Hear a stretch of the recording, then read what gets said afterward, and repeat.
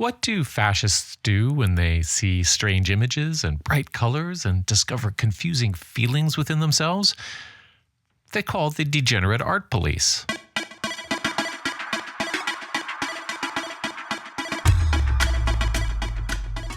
Hey everybody, I'm Matthew Remski. That was an anti-fascist dad joke. Welcome to episode 12. More Degenerate Art, please, with Sarah Jaffray. But in the age of Trump, I think transgressive art is empathetic. It's transgressive to be empathetic now. To get people to see through your eyes, to experience the world through your individual voice, to slow people down, to get them to think. They don't always do that, but to make them pause. And I think it's really important for us to remember that art takes time, and the more they speed up our time to look at art, the more they're trying for us to not critically think. But first, it's like, I don't know how you can go out and protest the structure of the entire economic system if you can't keep your room organized. yes, housekeeping. So you can find me on Blue Sky and Instagram under my name, and on YouTube as Anti-Fascist Dad. I'm also on TikTok under that same handle, and I try to post, 3 to 4 mini essays a week there. My Patreon is at Anti-Fascist Dad Podcast, where subscribers get early access to every part 2 of these main feed episodes, as well as some other pieces of content. And lastly, in the show notes, you'll see a pre-order link for the book that this podcast is based on and supporting, Anti-Fascist Dad, Urgent Conversations with Young People in Chaotic Times. The publication date is coming up soon, April 26th, 2026, this very year. Happy New Year, by the way.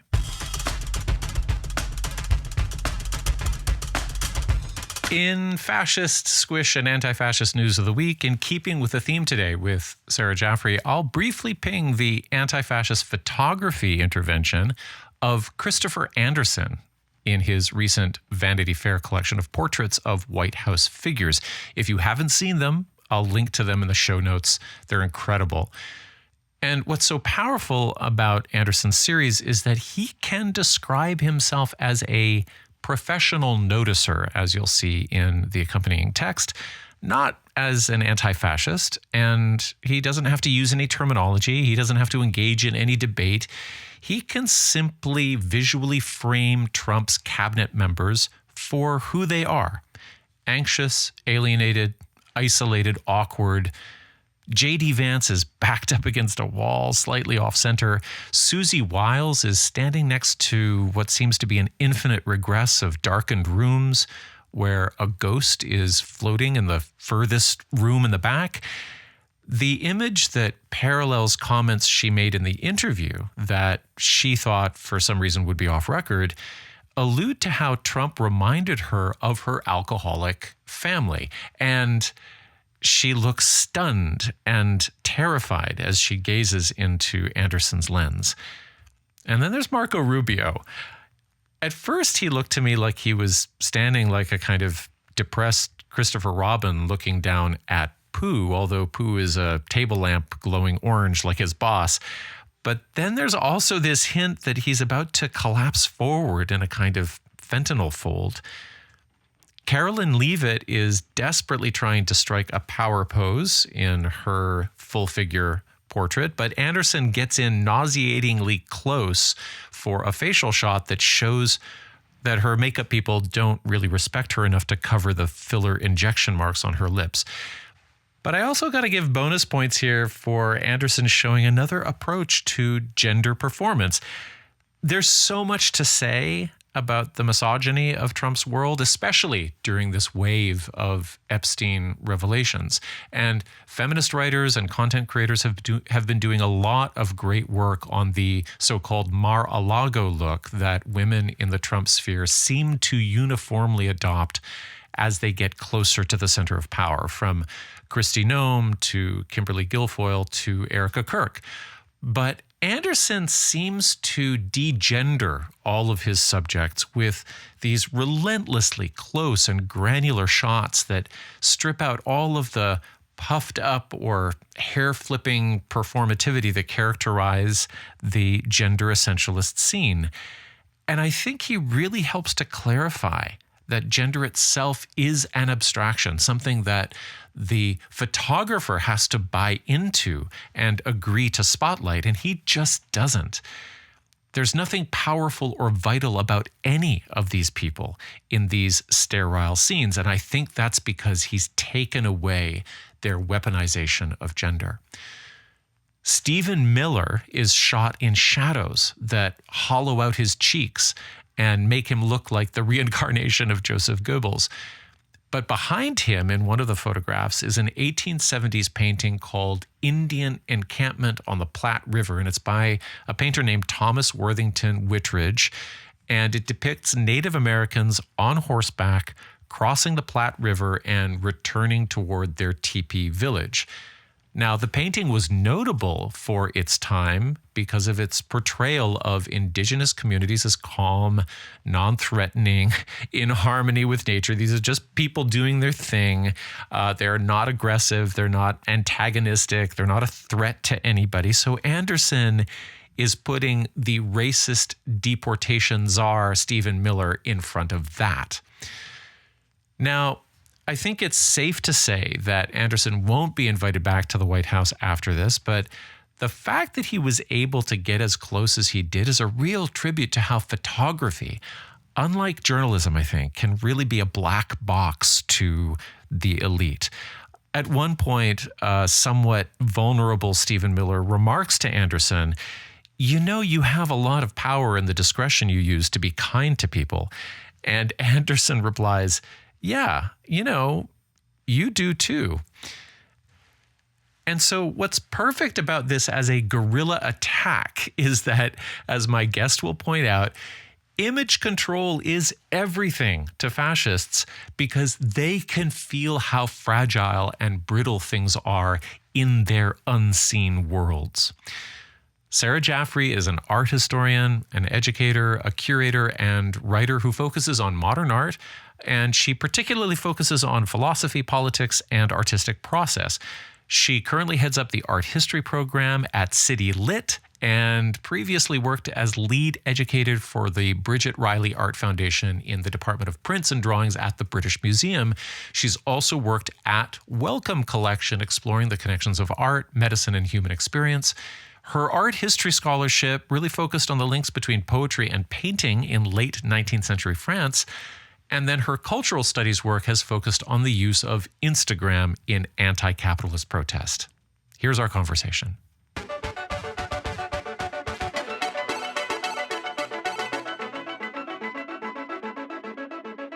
Hello, Sarah. Welcome to Anti-Fascist Dad. Hi, Matthew. Thanks for having me. It's great to be here. You've got a lot of art history on board that we're going to get to, but I want to start with some very urgent questions for younger people who make or who love art. So first of all, what at this point makes art politically impactful or transgressive in the era of Trump? Well, I often say to my students that all art is political. It doesn't matter what time period it's made in, for a few reasons. Number one, artists are able to make what is invisible visible, and that's a very powerful thing to be able to do. And when you have that power, it can be wielded usually by very powerful patrons, and it has been. But from the 19th century forward, artists had less and less patronage. And so their art became their sort of direct political voice. And that's kind of where we are today. But in the age of Trump, I think transgressive art is empathetic. It's transgressive to be empathetic now. To get people to see through your eyes, to experience the world through your individual voice. To slow people down, to get them to think. They don't always do that, but to make them pause. And I think it's really important for us to remember that art takes time, and the more they speed up our time to look at art, the more they're trying for us to not critically think. So I think transgression here is empathy. And the last thing I'll say is that I often talk about the artist as a witness. Art is witness testimony of what it felt like to live in a particular place in time. And that is often why it gets censored. It's biased. I always say, oh, it's biased and it's not objective. Well, nothing's ever purely objective. It's valuable to hear an individual's point of view. And that's also what makes it transgressive as well. It encourages empathy, and it's the artist recording what it's like to live in time and place. And that can be like a minute, tiny little experience, and that's still valuable. It doesn't have to be some grand, like, huge political statement about a particular party, but it can be about you in that specific place and time. And I don't think we give enough attention to those small things. So that can make it very transgressive in our time and place. So connecting two of those things together, you started by saying artists make the invisible visible. And then you said art in the era of Trump that's transgressive is empathy. Ergo, I think what you're saying is that it's actually pretty hard to see empathy at this particular point in history. It is. Just in everything, and my personal opinion, but many people I've spoken to, is it's hard to see empathy. Or empathy is a muscle that you have to flex and you have to practice. And when you just glance at a work of art, you take a photograph of it. I'm not demeaning people for doing that, because that's kind of what we're encouraged to do. Right. It does not give you that time to have a conversation and to get inside that artwork. So it's this kind of, how does an artist do that? And also, I really want to stress that artists are not required to make things that we want. They need to express what's in themselves. And it's the viewer that needs to take the time to do it, but we're never given the time. So when I was thinking about today, I was thinking a lot about time, the time that we're not given to explore empathy. And so, artists are always visualizing empathy for us. It is what it's like to be in their skin. And that might be that in the past they worked for a king and they had to paint them the way they wanted to be painted. Or it could be like Rothko, like ripping his skin off so that we get inside his body with him, So it doesn't, there's not one kind of correct empathy or one kind of correct art.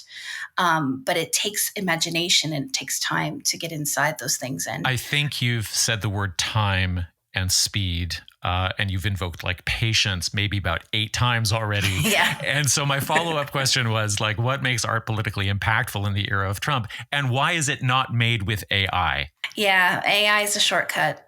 And I'm not going to bash AI for certain things that it can do, like accounting or find things, whatever. It has some uses, but to replace what humans do to express themselves is just, I don't understand that at all. Like, why would we want that? And I think that there's like a novelty to it. So some artists go to it and they're like, because it takes a lot of work to make visible the invisible. And so the click of a button is really appealing.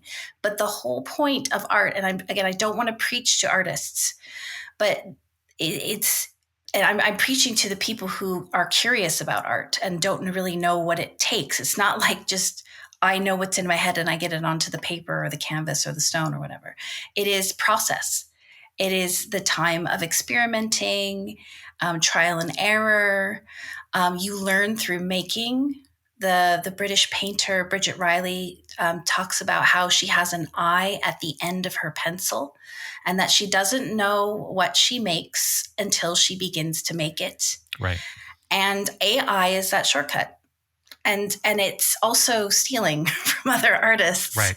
So it's just that shortcut because people are under pressure sometimes, or they don't have that time to sit and experiment and make mistakes and go back and learn and keep playing with materials and that sort of thing. So that's why I think AI is a big problem right now. Well, I think there's something too about the fact that you give it the prompt and because there is no eye at the end of the pencil, and because you can't see how it's going through all of its stolen imagery to sort of create a composite of what it thinks you want, that your result is really just sort of outcome driven. It's like, did that work? And then if it didn't, you delete it. And then you might try the prompt again in a different way.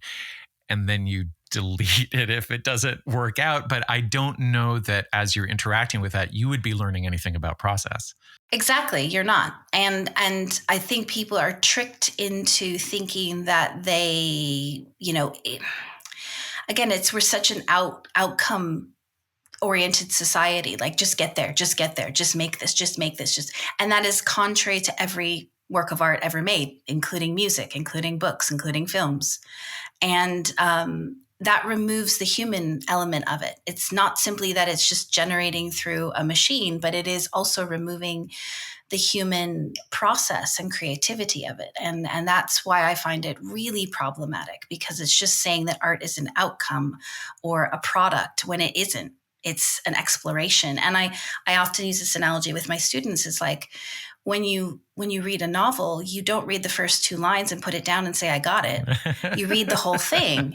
And it's no different than with a painting. You got to spend time with it. And because the person took time with it, with an AI image, it's immediately understandable. And that removes empathy. It removes your critical thinking, and it removes the artist's critical thinking too. So it's just empty, in my opinion. I had 2 very profound influences on my early writing as a creative writer, and one was sort of abstract and theoretical, but and I'll get to them in a moment, but the person who was my personal mentor and high school teacher, and then he became my great friend, his name was Luciano, and I think the most important thing that he, or perhaps anybody, ever said to me ever was, whatever you do as you write, make sure that you surprise yourself.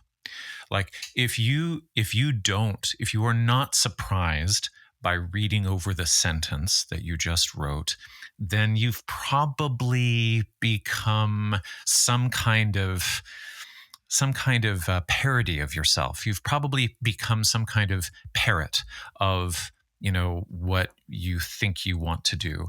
And I thought that was an incredible thing. Like this, it still haunts my mind, actually, even in journalism, actually, because, if I apply the same principle to, I don't know where this story is going, then I think it's probably going to go somewhere. Yeah, exactly. It's that I go back to Bridget Riley because, she says it's called on not knowing. Yeah. It's like, if you know the outcome already, why are you doing it? Like you've got to take the time.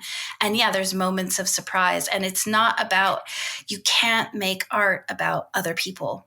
You can't make art to cater to other people. Even, as I said, these artists of the past who are like catering to a king, they have to have some sort of novelty and surprise in their works of art to make them compelling for themselves to keep working on.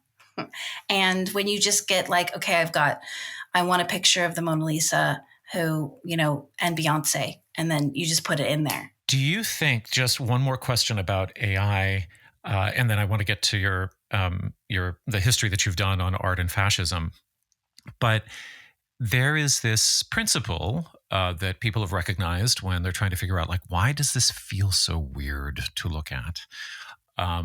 And I think it's called the Uncanny Valley, where something is approaching realism and it doesn't quite get there, or it gets there and then it pulls back a little bit. It sort of looks like it could be real. And we all have this instinctive knowledge that it's like most people can identify, in my experience, that, there's something off about that.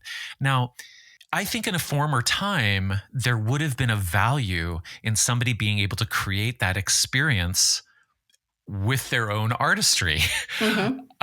And I think there are periods of art in which that sort of uncanny quality is probably a value. So what's the difference between the artist who's doing that purposefully, and the bot that's doing that by mistake? Well, it'd have to do with, I'd say, the art movement and the intentions of the art movement, The bot doing it by mistake, I think, is pulling upon things that we feel we know. We see thousands of images a day. Yeah. And so it's accidental.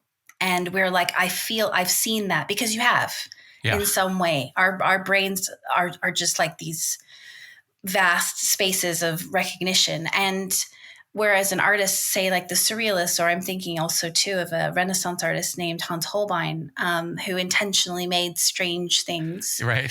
That's for making the audience look longer. Huh. Okay. Rather than kind of, and to have conversation like, what is that? Why are we doing what? And this is more like unintentional accident. That's fascinating. I didn't know. So that's Holbein's thing is like, oh, if I make this weird, you're going to stay longer. Exactly. Right, okay, That's how we get people's attention. Yes. A lot of artists do that. That's what Velázquez did. Right. Velázquez did that all the time, which is why he was called like the great theologist of painting, because he got people to look longer. Is that the part of the idea or the technique of the trompe l'oeil as well? Yeah, to look longer, to be really compelled to say, wow, look at that. And it's sometimes in our contemporary world, we're kind of always trying to equate how much it looks like reality. Right. And that's kind of the way that people thought then, but it's more this kind of marveling at how, what it feels like to look at something that isn't real. So it's slightly different experience, and to be compelled by that. And I suppose there are very different ways of doing that, because like I've been in the Rothko room in London, for example, and I have sat there and not been able to leave because I don't know what I'm looking at. And I'm going to sit there and kind of feel like I'm on a psychedelic trip. And, you know, it takes a long time before I can gear up to leave. But then I can also do the same with the graphic design of MC Escher. And because I can't figure that out either. So I guess there's just a whole range of tricks, right?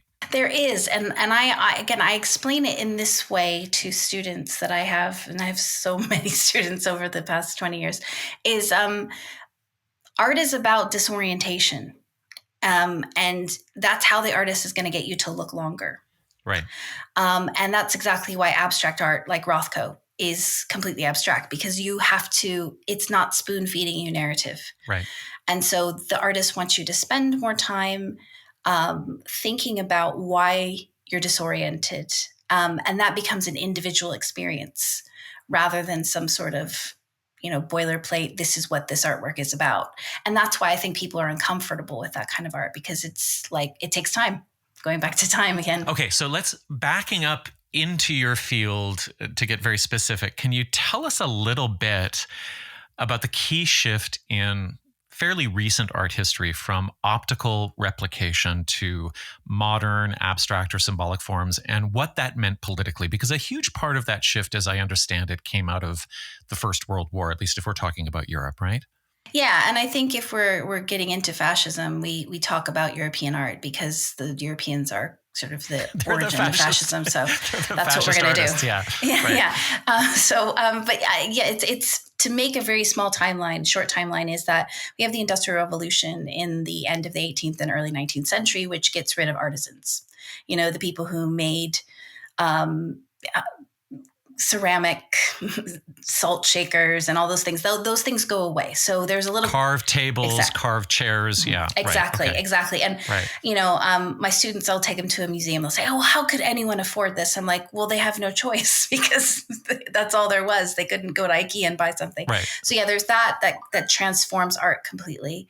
And then you have about 80 years later, end of the 19th century, you have the development of optics, or the keener study of optics and perception and psychology. Right. And this pushes artists into going like, what am I actually seeing? Like, what is sight? What is knowledge? But the watershed moment is World War I. When artists see the slaughter and the devastation, so many of them in Europe are in the war, or have to evade the war, or lose someone in the war. They see art as a tool of power, associated with institutions of power, the church and state. And so they want to make art that is not useful for those institutions. And that means they turn away from the techniques that are used by kings and church, which is narrative, which is optical reality to have propaganda. So they begin to use things that are not associated with art, like garbage, toilets, their own bodies, poetry, readings, performances. And they do a lot of experimentation without a planned outcome, because art becomes more about the experience of making it than the outcome. And in this way, we also start to develop art therapy so that people can work out their trauma through making.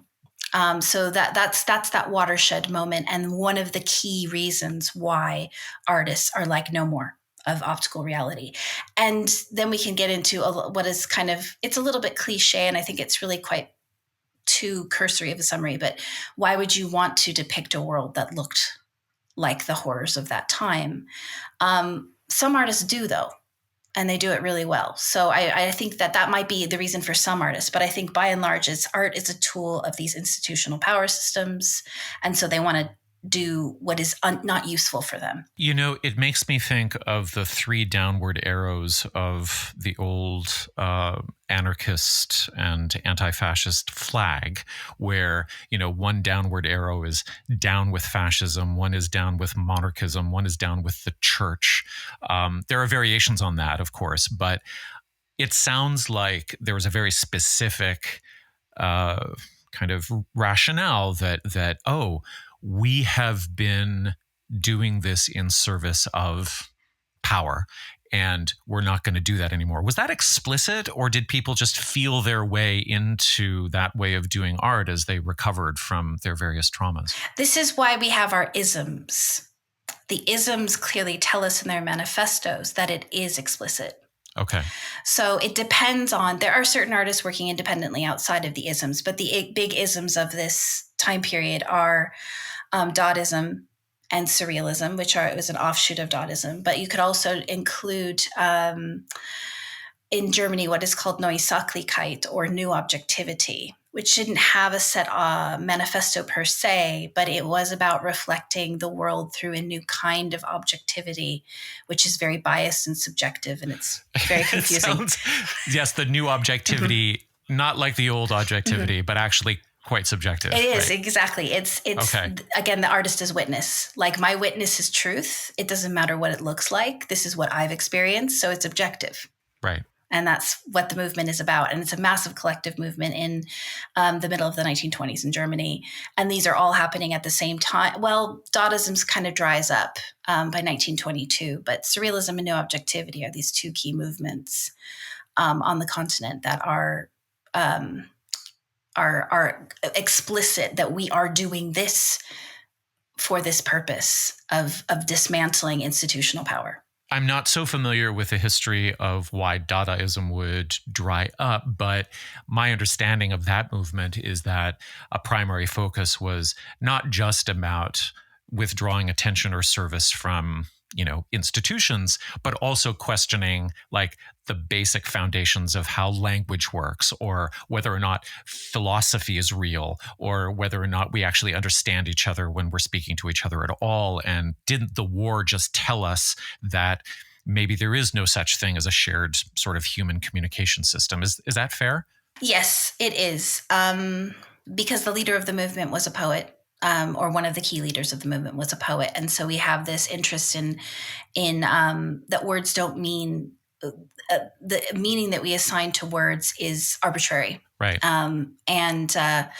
Communication breakdown is definitely a part of that movement. It's, when we talk about art, it's all art. Right. It's dance, it's theater, it's writing, it's poetry, it's everything. They really wanted to attack because all of those things were used by power systems.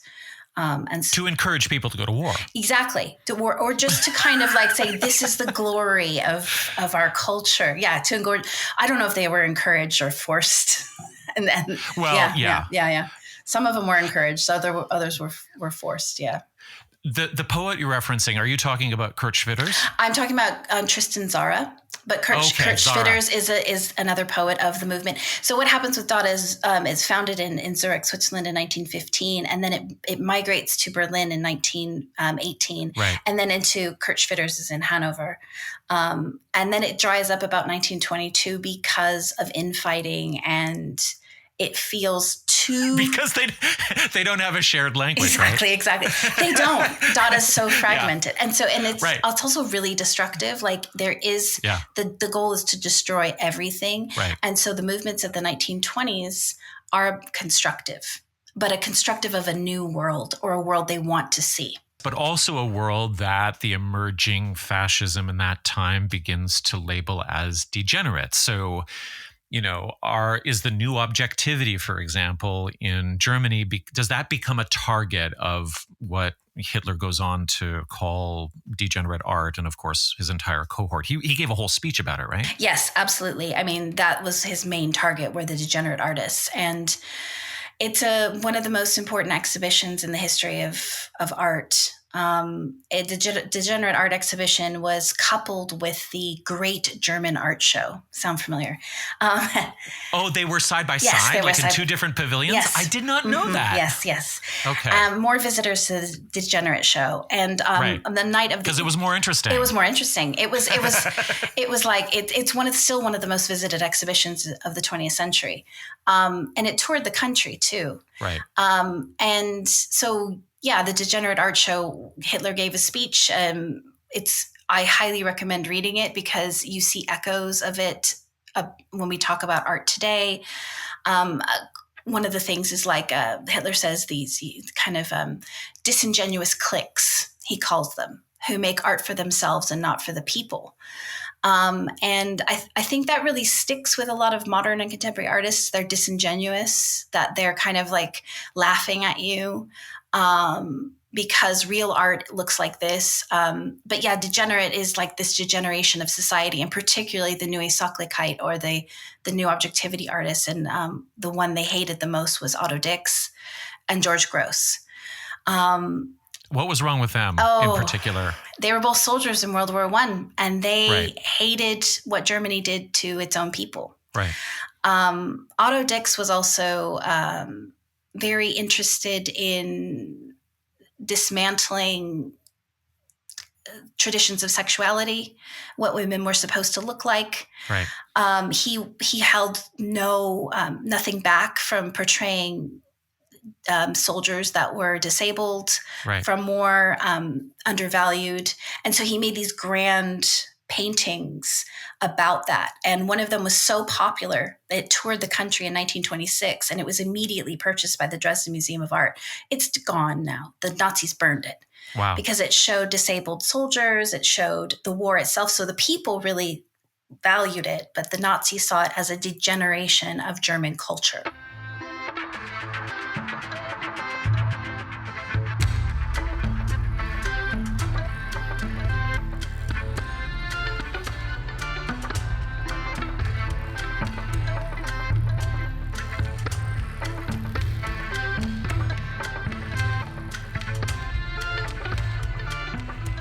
So that's the show, folks, for today in part 2, which is now up on Patreon. Sarah and I continue our discussion of fascist and anti-fascist art, and she ends with her sort of guidelines for her students with regard to finding their own aesthetic freedom. And then I follow up on that with a little bit of a coda on the things that I've learned over the last 35 years of being a writer that I think might be maybe a little bit helpful for some people. So we'll see you there, or we'll see you back here on the main feed next week. Take care of each other.